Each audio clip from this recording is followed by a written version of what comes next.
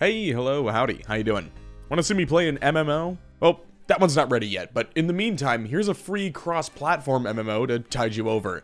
See, the beautiful souls over at Sandbox Interactive approached me and said, hey, we heard you like Iron Man stuff. Why not raise the stakes and try to survive as an Iron Man in a full PvP MMO with an entirely player-controlled economy?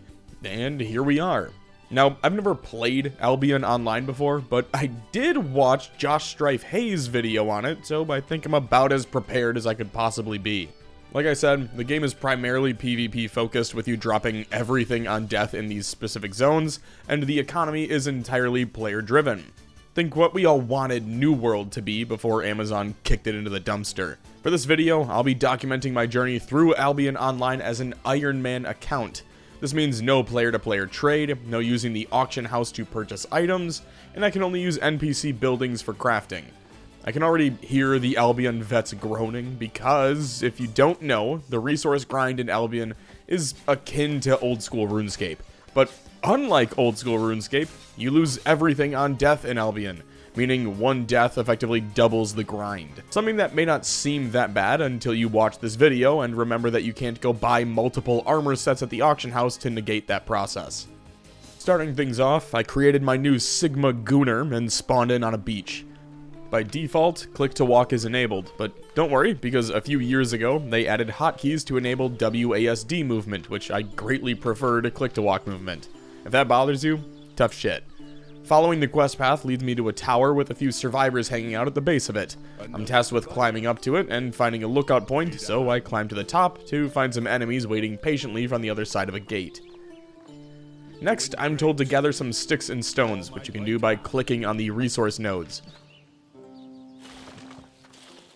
With the sticks and stones, I ran over to the blacksmith, who simply mashed them together with his hammer, turning those tree branches and pebbles into a beginner sword for me to wildly swing about. Weapons have spells assigned to them, so I'm prompted to choose a spell for my sword. Don't get it confused though, it's essentially just an ability for that weapon. This beginner sword offers either an individual target strike or a cleave. I chose the cleave option and kept it moving. Let's try this bad boy out.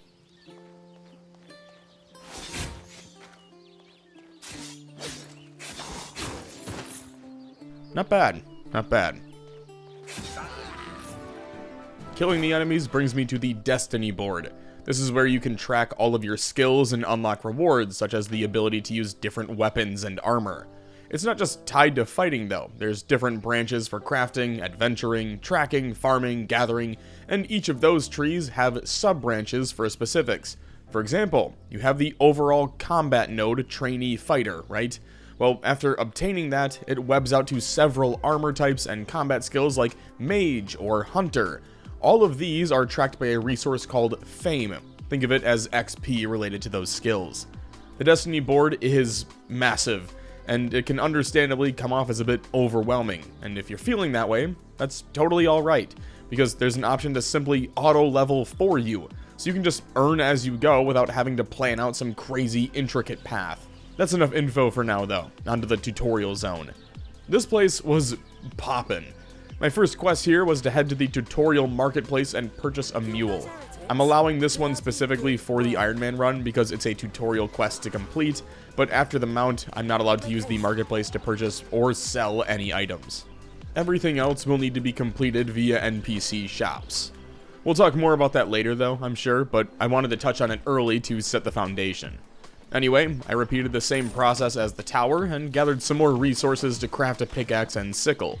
With my new tools, I was sent into the Forgotten Forest to kill a fox for hides and gather some birch logs before heading to the mountains to mine some copper.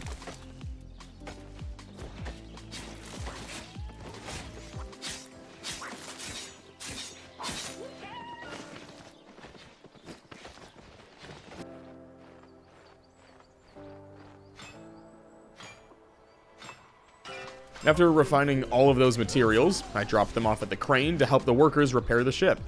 Completing this quest gave me a learning point to spend on the Destiny board. So here's how this works. With each benchmark on the Destiny board, you first need to reach the required fame threshold. So you can either max out the fame required, or you can use a learning point once it's within a certain range of being maxed out. You can only obtain a set number of learning points per day, so it's also important to choose your specs wisely so you don't just burn through all of them in like an hour. Anyway, I'm told to steal a map from a nearby bandit camp, so let's go get some combat in.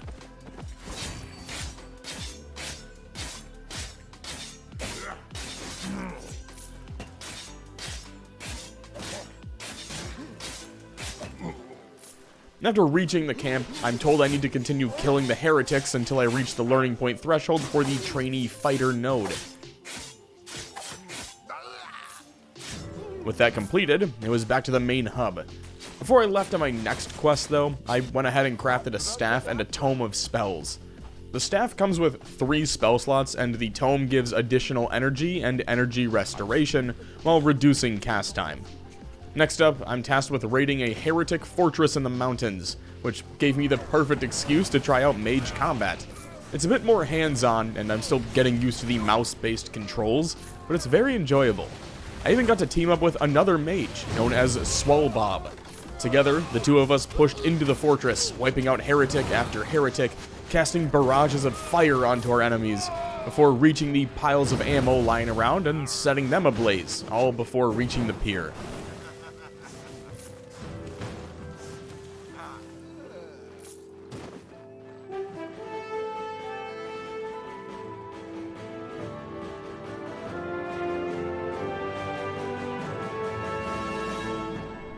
So long, Swellbob.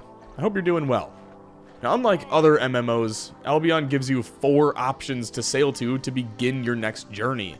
Not knowing any better, I chose Highland Cross because it sounded the coolest, but I really like that you have multiple different starting locations that the game just lets you choose from. After landing, I spoke with Geralt, the Royal Commander, and tried to grab up all 3 of his quests before being told that I can only have 1 mission active at a time.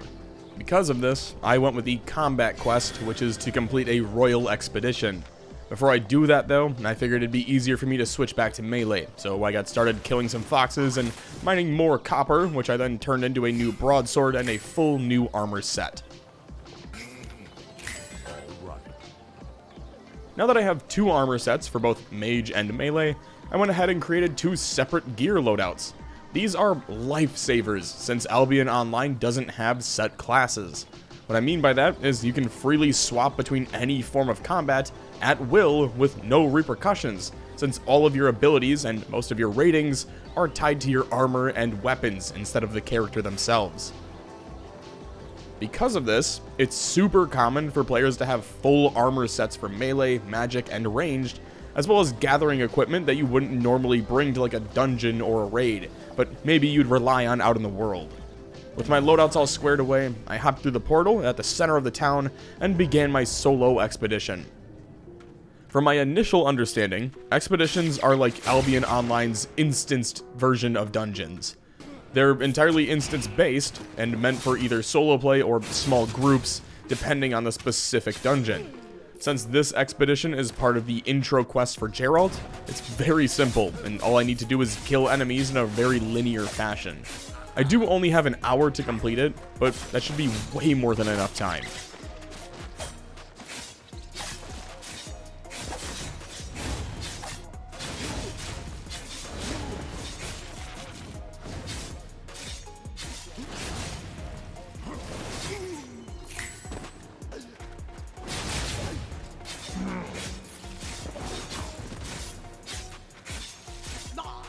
At the end of the dungeon, I faced off against a deranged overseer, this expedition's boss.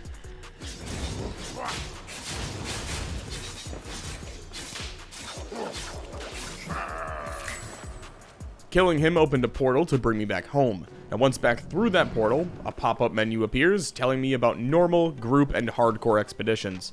I don't know if I'll get to any hardcore expeditions in this playthrough, since those require giving a map to an expedition master, but I'll see what I can do. Until then, it's back over to Geralt to turn in the quest. He gives me a Tome of Insight, which allows me to add fame to my current gear. It was only after using said tome that I realized I never equipped my chest armor, and I was still rocking my mage robes. Lovely. It was also around this time that I realized I had 5 unclaimed journal activities, so I claimed all of those and immediately redeemed the tomes on my current gear.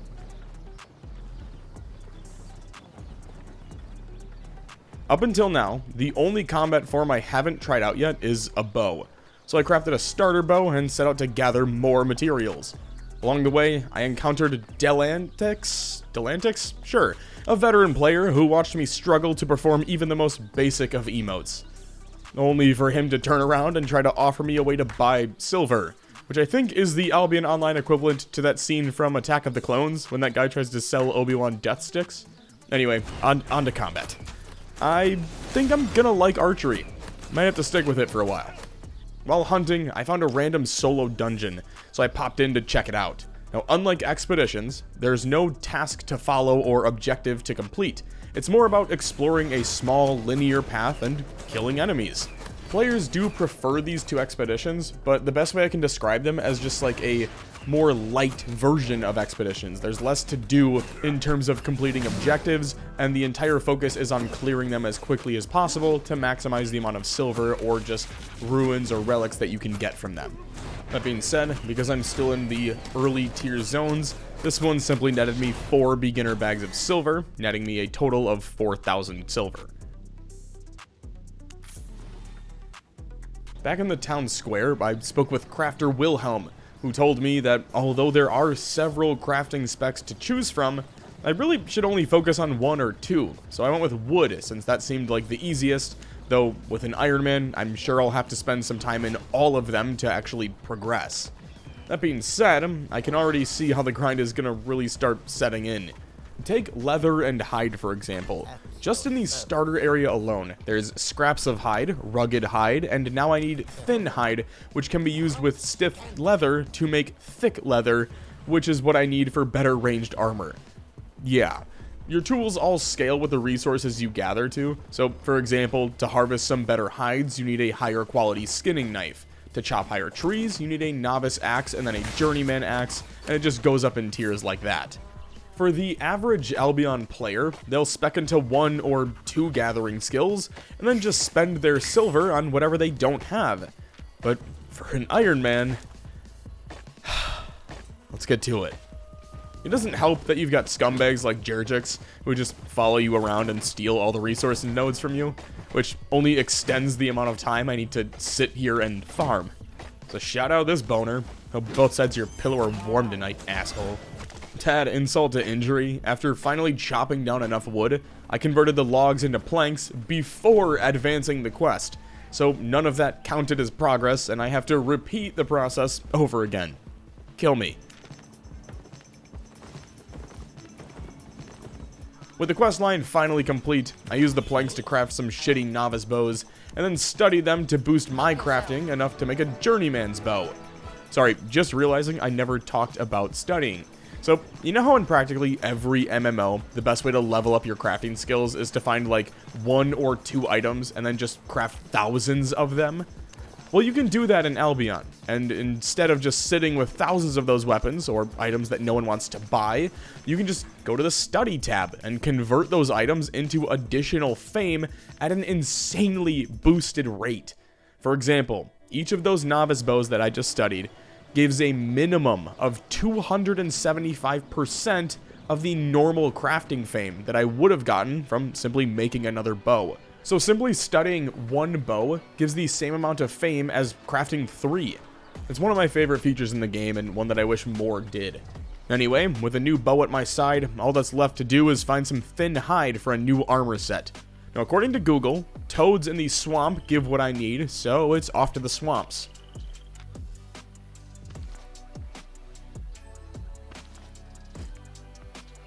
Alright, that was easy.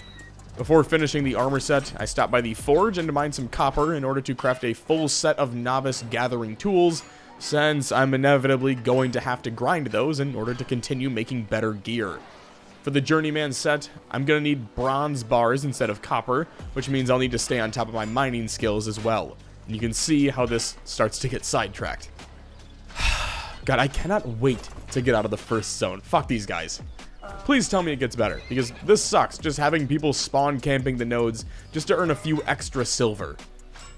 Now luckily, I did manage to find a few in the southeast of the map, so I just hid over there to get the tin that I needed to make bronze.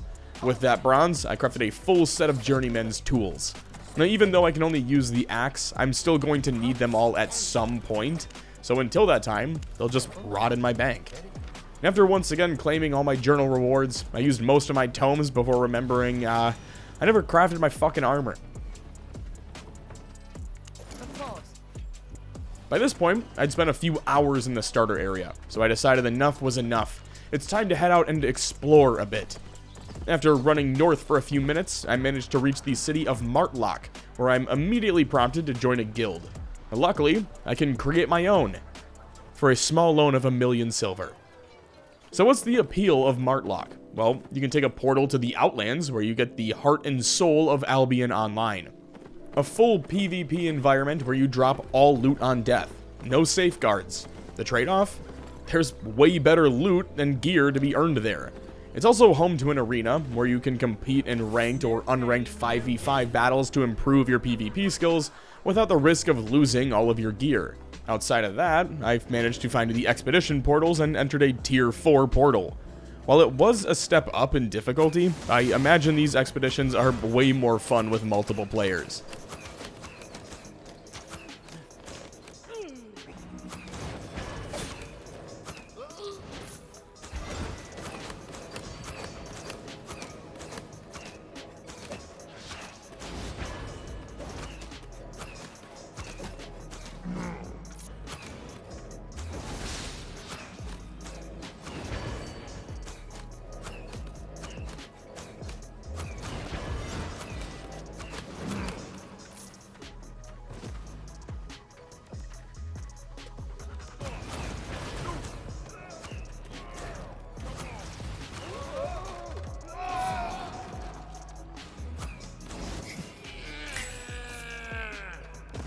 Anyway, with the expedition completed, I finished my loop of the city and met back with Leanna, who informed me, that's it for the quests. The world is my oyster, or whatever the hell that phrase is. And with that, the first thing I did was head back to the starter area, because the banks are all locally stored. Meaning if you drop armor and gear in one town, then run to, say, Martlock, none of those items transfer with you. This is just a long-winded way of me saying all my shit was sitting back at Highland Cross. With no real direction, I planned to get started working on tier 4 gear, only to find out that I need to grind for hours to craft it since I can't use the market. So instead, I took to the Albion Online subreddit, where I read that expeditions, outside of hardcore ones, are essentially useless, and instead, that I should be hunting for open world dungeons. So, I set out to do that, choosing a yellow PvP zone to get started in. Now, yellow zones are different from the rest as they're non-lethal PvP zones. What that means is you can be attacked and knocked down by players, but all of your items are safe. Think of it like an intro to a red zone. Now that being said, I found it to be much more freeing than the original PvE zones. Because there's more risk involved, I didn't have to compete with a bunch of guilds hoarding all of the resources in the area. I even managed to find a solo dungeon and take on some skeletons, and even logged my first death after biting off more than I could chew.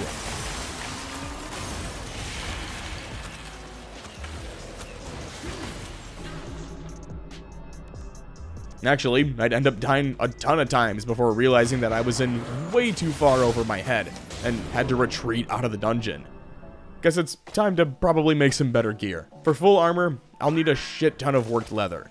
Now, to make worked leather, I need medium hide and thick leather.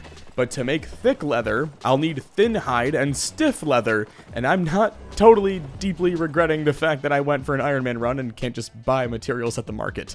Since I can't take the easy way out anymore, it's time to go hunting. Curlew Fen has tier 2 through 4 hides available at it, so I made my way over there and started blasting. Now, it was only after spending several minutes killing mobs that I realized I didn't have my journeyman skinning knife, meaning I couldn't collect the hide needed. Now, it's not the end of the world by any means, because I still need fame in order to use a learning point to get the journeyman knife, and the best way for me to go about that is to skin snakes and frogs for rugged hide and thin hide. So the trip out here wasn't a complete waste of time. I also managed to find and enter another solo dungeon. While this one was easier than the yellow zone dungeon, I still struggled a bit and even came close to dying a few times before ultimately getting stuck while trying to defeat the final boss because I'm just still too weak to do anything.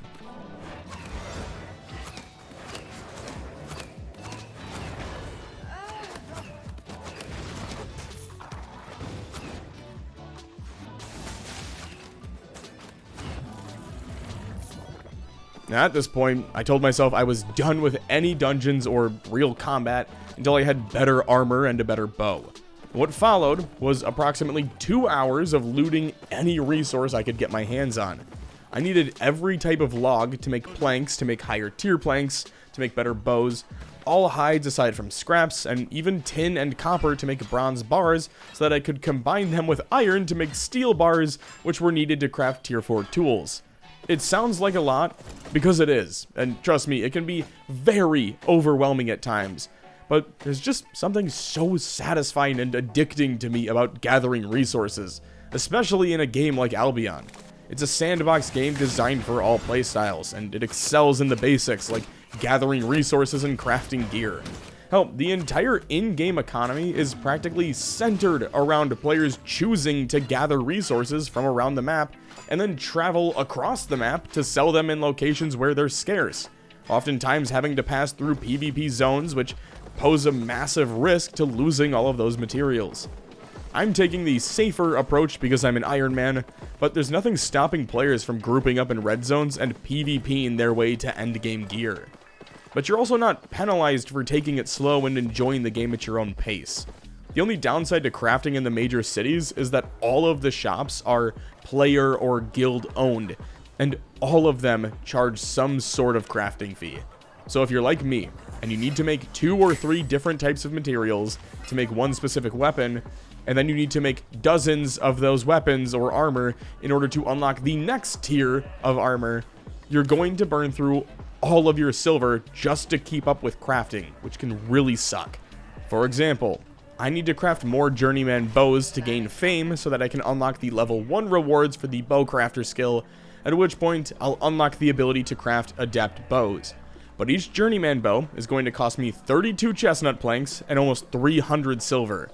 Well, if I need to make 10 bows, that's 3,000 silver, which is a tenth of my savings, just to unlock the next tier of bows to continue the cycle. So what I found myself doing instead was gathering an entire inventory of birch and chestnut logs, and then heading all the way back to Highland Cross where I first landed to craft my planks there so that I wouldn't go broke just trying to make a tier 4 bow. This only took about 20 minutes to unlock, after which it was back to Martlock to actually craft the damn thing. With my new adept bow, I was able to climb from item power 520 all the way up to 710. I also increased my DPS by 10, which I should hopefully feel immediately. Now there are other weapons like longbows and warbows here, but from what I could tell, the only difference was the ability that was listed on the 3rd spell slot. Now since I liked the boosted auto attack that the regular bow provided, I just chose to stay with that for now. With that out of the way though, all that's left to focus on is some armor. So before I got started on my gear, I took a short break, only to come back to find Hator under attack. I ran over to the nearest outpost to see what was going on, only to not see any hostiles. When I asked about it, a few players told me it's because I wasn't part of a faction. So I rushed back to Martlock to join forces, only to be told that I couldn't fight in the faction battle because I've recently set my PvP tick to hostile from friendly, meaning I was forced to be a bystander for 10 minutes while the Martlock forces retook all of the camps. As I sat there watching the chaos unfold though, the only thing I could think about was, I've gotta get involved in one of these fights. They look so damn fun to be a part of. Seeing as the swamps were in a similar predicament though, I figured the best thing I could do right now was stay focused on my gear, wait for the timer to run out, and then link up with the army of players currently steamrolling through the outposts. Now funny enough, I ran all the way back over to the swamps and killed one damn frog before earning enough fame to use a learning point. All I needed was one goddamn frog. At least now I can go grab my journeyman knife though and use that for medium leather. With my timer expired, I swapped back to friendly and flagged myself for faction combat, only to be told I need an average gear score of 700 to receive any rewards from attacking an outpost. I currently have an average score of 474, so got some work to do. As much as it bummed me out to have to miss the current war effort, all it did was make me that much more excited to be involved in the next one. If nothing else, it gave me a reason to grind for better gear. And with my first big haul, I managed to craft over 40 worked leather, only to be reminded yet again that I needed to craft more mercenary gear in order to progress my destiny board enough to unlock the ability to craft that next armor. On the bright side, I realized that I had never originally crafted a set of journeyman armor, so just making 2 of each boosted me up to almost 540 gear score, while still allowing me to study the extra gear to boost my fame some more. Now, while harvesting more hides, I passed the time by asking the general chat for some advice and tips that they'd give to new players. Some of them were, well, exactly what you'd expect, whereas others were full of genuinely insightful info and advice. Anyway, back to crafting more leather and gear until I finally reached the learning point threshold to unlock the Craft Adept gear tier.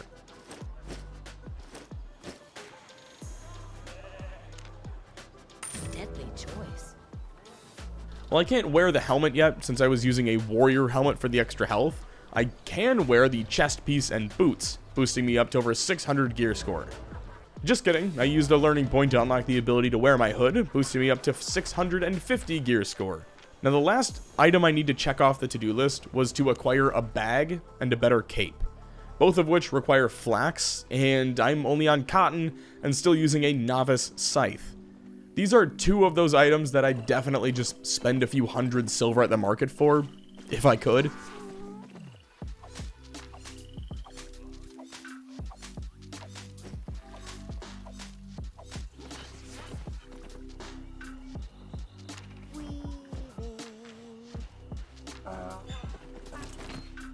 Hey, love. Yes, love.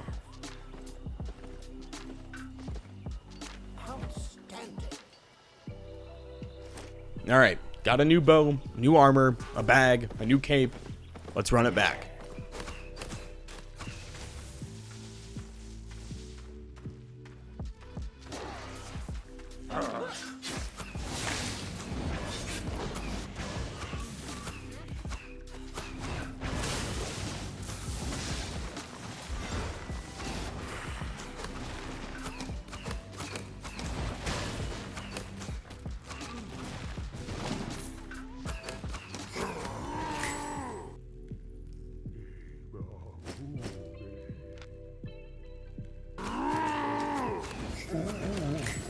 After defeating both bosses and completing the dungeon, I looted the chests and walked away with some enchantment relics and runes used to enchant equipment.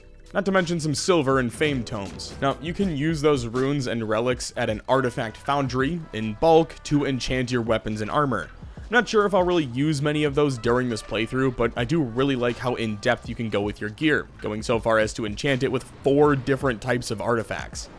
Anyway, by this point, I'd spent, I don't know, 90% of my first 8 hours in the game doing nothing but farming different resources. So, now that I can actually start doing solo dungeons, it was hard to not focus directly on that.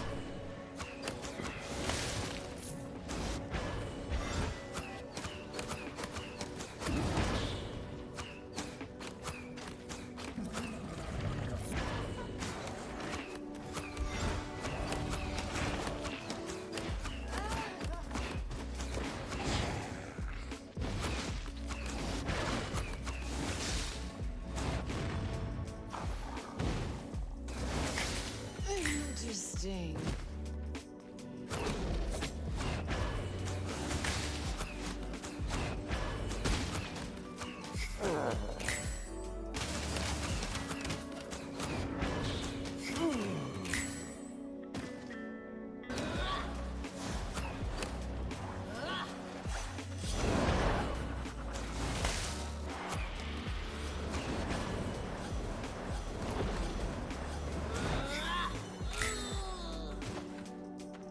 While getting in some grinding the following day, I was hit with the following notification.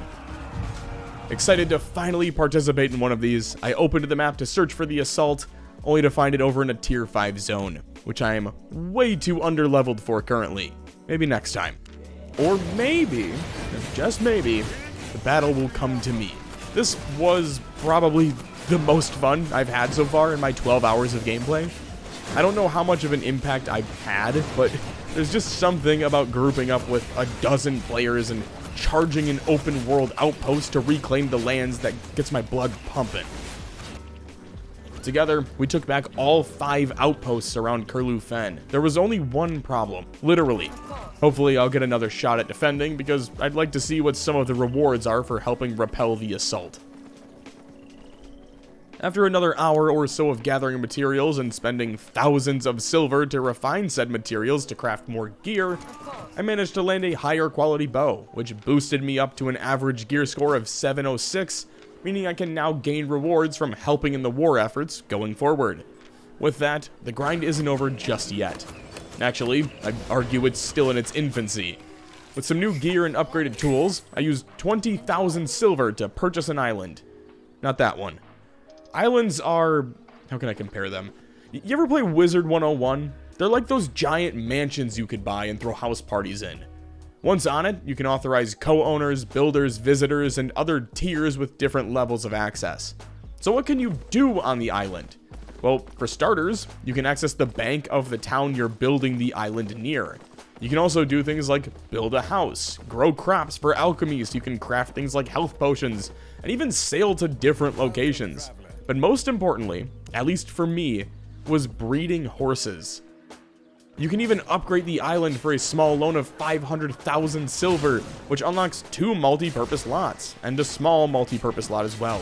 Now, naturally, I have no fucking clue what I'm doing, so shout out Professor Scythe for making an absolute banger of a walkthrough as to how to get started. That video is linked down in the description. To distill it down, I'm fucked. At least for now. I still need a tier 2 island to start having farming plots or locations to grow and breed animals. With the base island, you get 1. So next step, get 500,000 silver.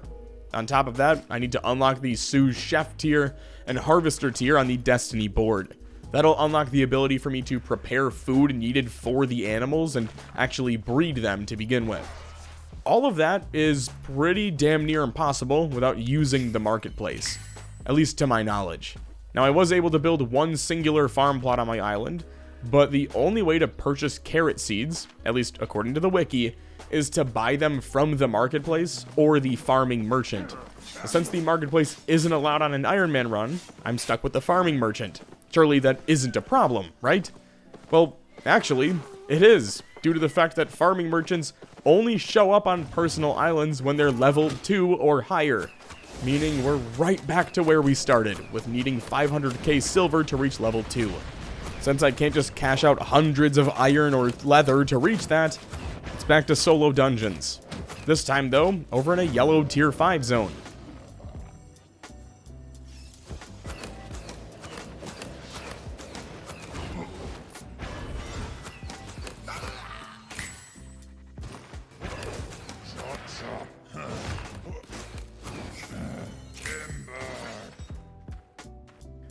Alright, 4k silver was a little less than I was hoping for, but it's better than nothing, I guess. Let's try another.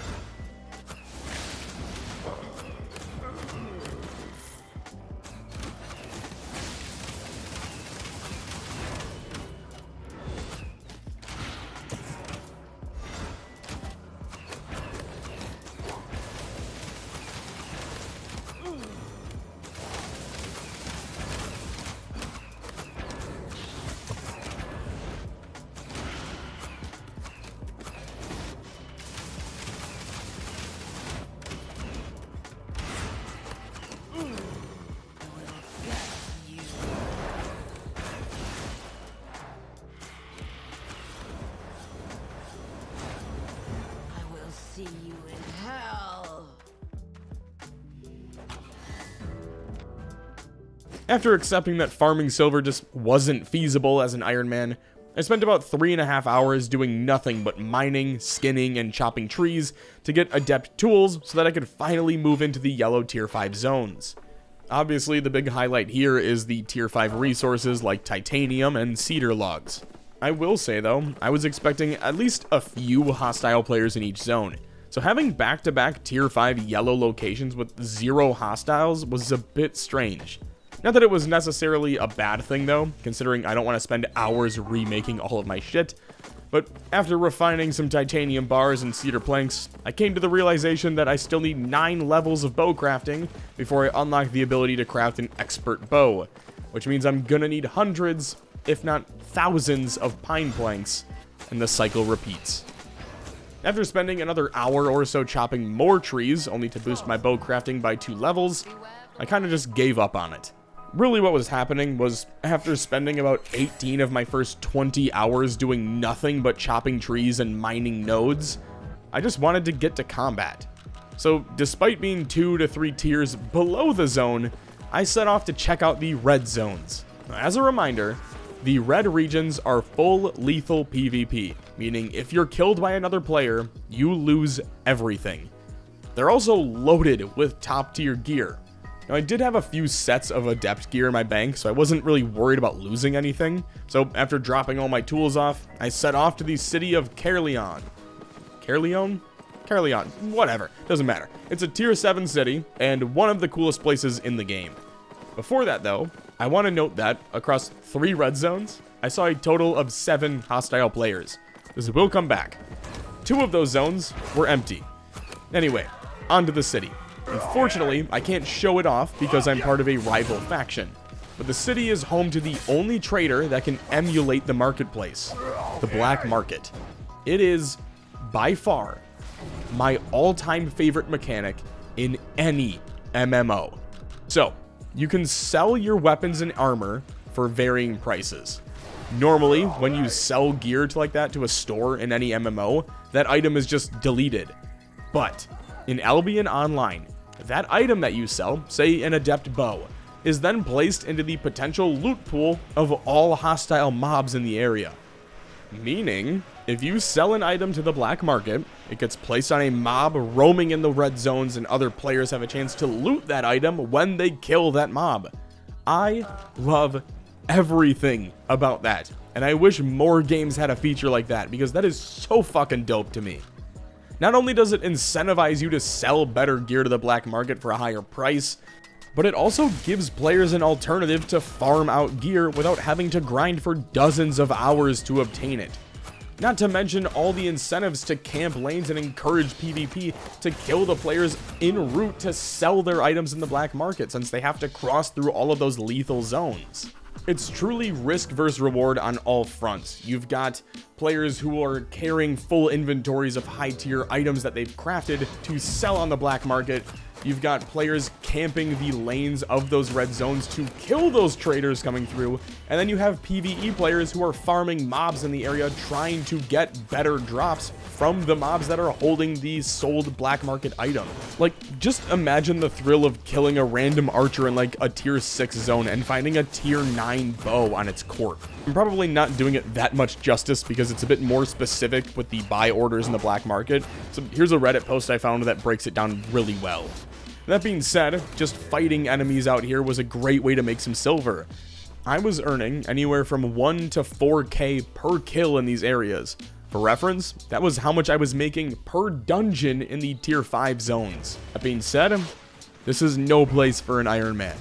Most players roam this area in groups of at least 5, mostly 10 or up, meaning, unless you're traveling with a guild or a party of other players, you are begging to be assaulted by a group of players where you will inevitably lose everything.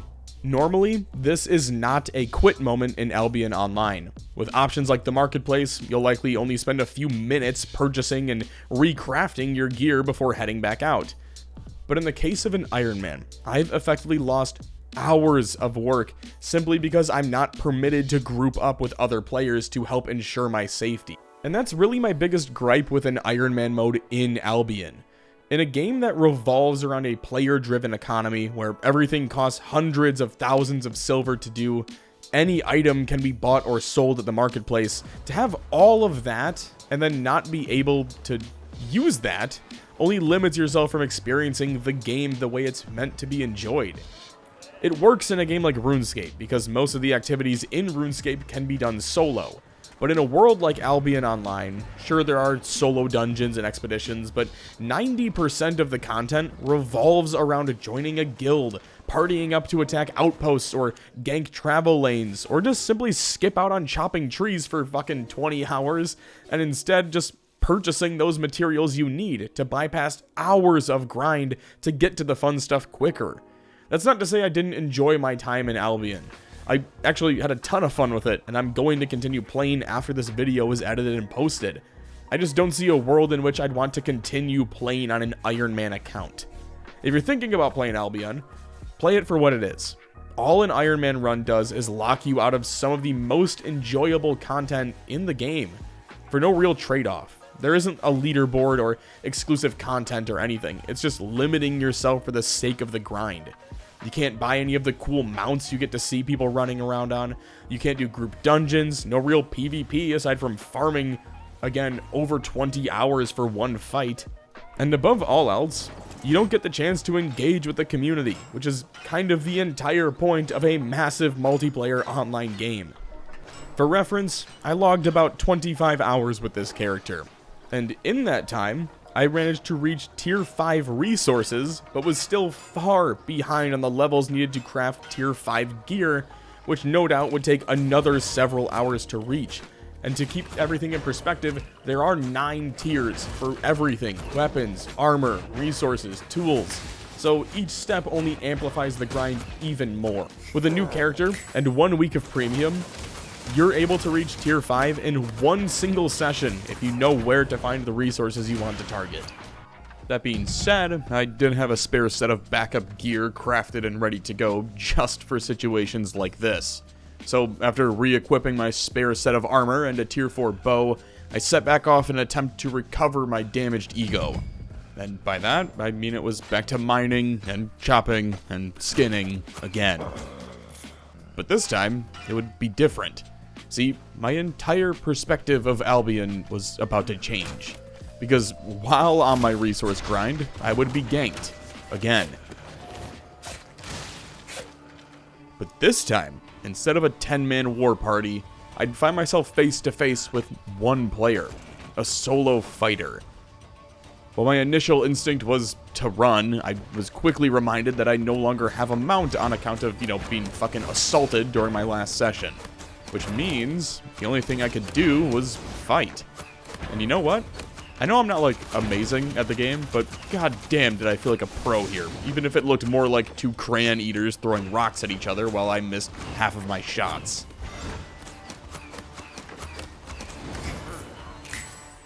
That being said, a win's a win, and to make it even better, I took a look at some of his gear. I even walked away with a new mount, a tier 4 giant stag, which, if I wasn't an Iron Man, could be sold for an estimated 115,000 silver on the marketplace. Even with just keeping it though, it's significantly better than that shitty tutorial donkey that I was stuck with before. It just goes to show you how important PvP is in a game like Albion. Had I been hiding in the yellow or blue zones, this would have never been possible. I would have spent dozens, if not hundreds of hours grinding to breed horses to mimic a fraction of what the giant stag could bring me. Instead, all it took was one lucky fight against a random in a red zone. I'm already back to where I was before, if not in a better position. And that's what makes Albion so addicting. In a moment where I'd normally throw in the towel after losing everything, all of that gear can be earned back, and then some, from one singular fight at any random point in time. And that was just a random tier 6 zone. Imagine what an endgame tier 9 fight would look like with a competent player fighting for some insanely powerful gear. It's just another moment here where I find myself repeating the same line over and over. I can't wait to try that out. Thank you all so much for watching, and a special thank you to Sandbox Interactive for sponsoring the video. You all made a fantastic game and managed to get me completely addicted to it. That being said, if you're interested in trying Albion Online, I highly recommend it. But please, dear God, don't ever make an Iron Man account. In my limited time with Albion Online's Iron Man experience, I managed to reach the title of Master Adventurer. Sadly, I never got the chance to upgrade my island to tier 2 or explore things like fishing, horse breeding, or farming. But that being said, those are the first things I'm targeting in a normal playthrough. With that, I'm gonna get out of here. Until next time, I appreciate you all. Go call a loved one, and thanks for stopping by.